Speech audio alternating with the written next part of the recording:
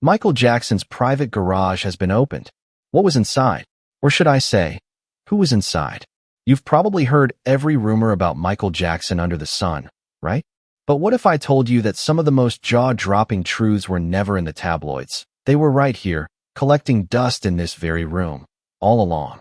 Stick with me till the end, because once we open the doors to Michael Jackson's garage, there's no unseeing what's inside. Let's dive in. The day they opened Michael Jackson's mysterious garage. For nearly 15 years after the world lost Michael Jackson in 2009, one part of his iconic Neverland Ranch remained locked away from the world, a garage that held not just cars, but whispers of his personal world, frozen in time. Imagine that, an entire garage, untouched, sealed shut, and shrouded in mystery for more than a decade. Why did it take so long to open it?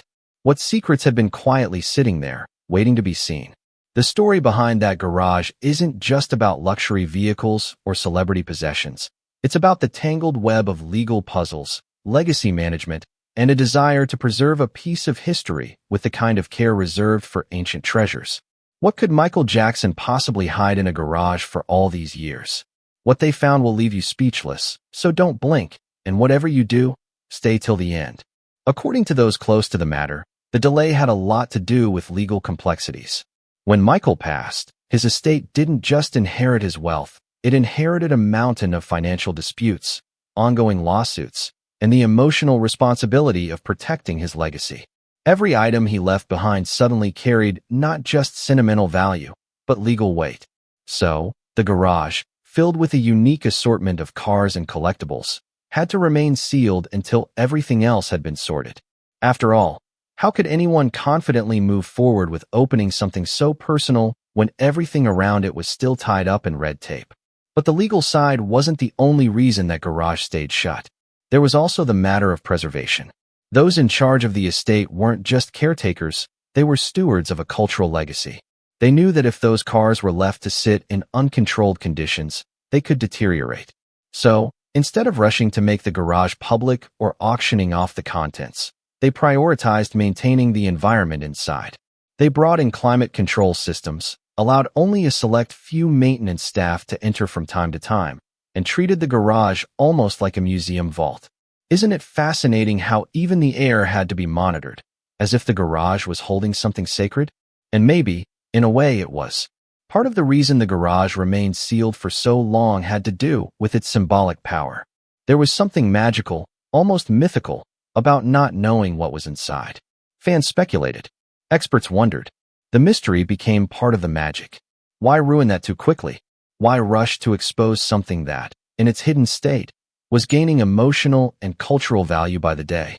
The estate executors seemed to understand that the longer they waited, the more powerful the reveal would become. And they were right. When the day finally arrived in 2024 to open those heavy garage doors, it wasn't a red carpet event. There weren't blinding camera flashes or shouting reporters. Instead, there was a quiet, almost sacred gathering of key people who had been entrusted with Michael's legacy. Among them were the estate's executors, John Branca and John McClane, men who had carried the responsibility of preserving the king of pop story for years.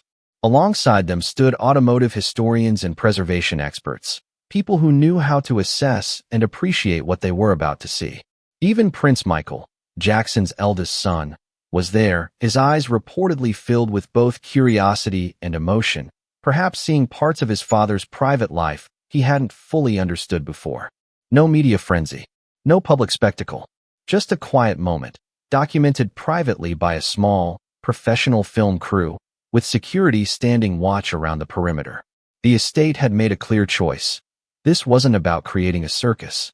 It was about respecting the man, his legacy, and the things he loved in private. As the doors began to open, silence fell over the group.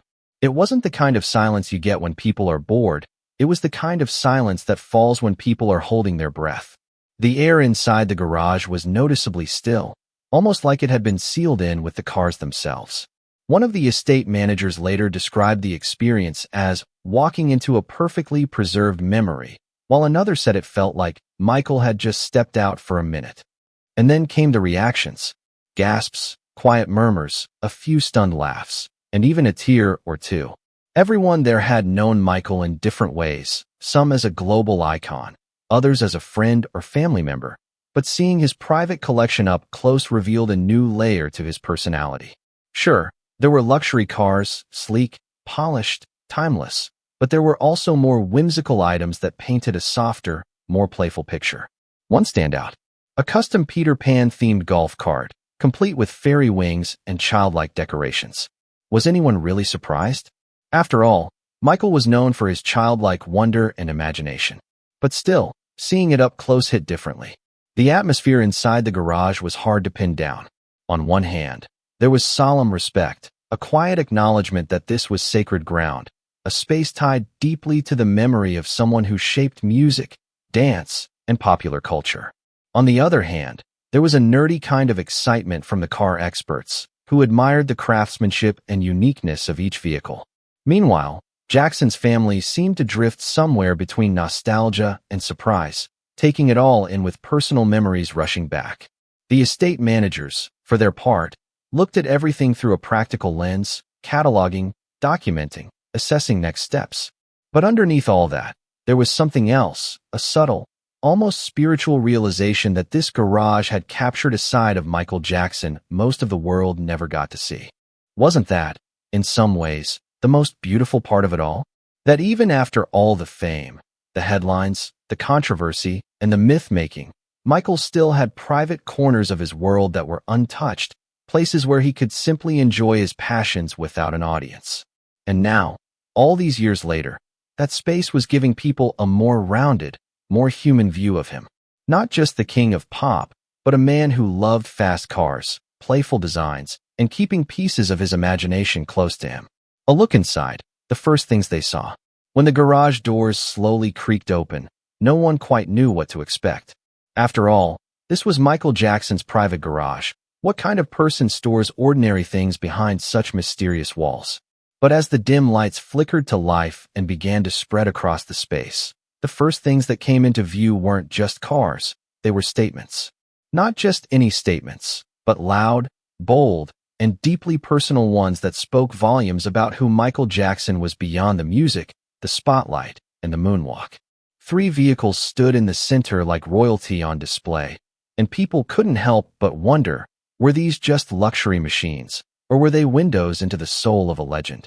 Let's start with the crown jewel, a 1999 Rolls-Royce Silver Seraph limousine, painted in a soft silver blue that shimmered under the garage lighting. But the real magic wasn't the paint job, it was the inside. According to those present, stepping into that limo felt less like entering a car and more like walking into a golden chapel on wheels. And that wasn't an exaggeration. The interior had been designed by Jackson himself and was dripping with 24-karat gold accents, delicate crystal fixtures, and all the opulence one could imagine from someone who once lived in Neverland. Inspired by the Palace of Versailles, the cabin echoed the lavishness of French kings and queens. Every detail screamed luxury, but also said something more. That Jackson wasn't just about glamour. He was about imagination and creating his own world, one where dreams weren't just allowed, but expected. Beneath the bonnet, the limousine held a powerful 5.4-liter aluminum V12 engine with 322 horsepower. Even though it was a hefty car, it moved with the kind of quiet grace only a Rolls-Royce could promise. Back in 1999, Jackson was said to have paid over $200,000 for this rolling palace. It had been scheduled for auction in 2009, with an estimated value between $140,000 and $160,000. But due to some legal back and forth, the sale never happened. After his death, collectors and fans alike began to whisper that maybe the car couldn't be priced anymore. Could you really put a number on something that felt like a part of him? Many believe this car had crossed from the category of luxury vehicle into something else entirely, an artifact, a sacred piece of music history encased in chrome and leather. Then came the second car, one that didn't dazzle with gold or sparkle with history quite like the limousine, but instead pulled at something deeper, nostalgia. This was the 1985 Mercedes-Benz 500 SEL, and from all accounts, it wasn't just another car in his fleet, it was the one he'd kept the longest. The car was Jackson's daily companion during a time when he was quietly driving himself back and forth between his home in Encino and his Los Angeles studio. That's about 40 miles round trip, 40 miles of thoughts, ideas, melodies, and perhaps quiet moments away from the world's gaze. Isn't it something to think that some of his greatest hits may have begun as ideas hummed inside that very car? Under the hood, this Mercedes boasted a 5-liter V8 engine, offering 302 horsepower through a 4-speed automatic transmission. The long wheelbase gave it a smooth, comfortable ride, and the interior featured all the hallmarks of mid-80s European luxury: automatic climate control, powered seats, custom sound system, and elegant burr walnut trim. But what made this car especially endearing was what happened after Jackson was done with it. Rather than keeping it tucked away, he gifted it to his aunt for her birthday. She loved it so much, she had a license plate made that read TKS MKL. Thank you, Michael. That's not just a gift, that's a bond. The car was eventually sold at a music memorabilia auction for $100,000. But honestly, for the people who knew the story behind it, the real value came from the memories it held.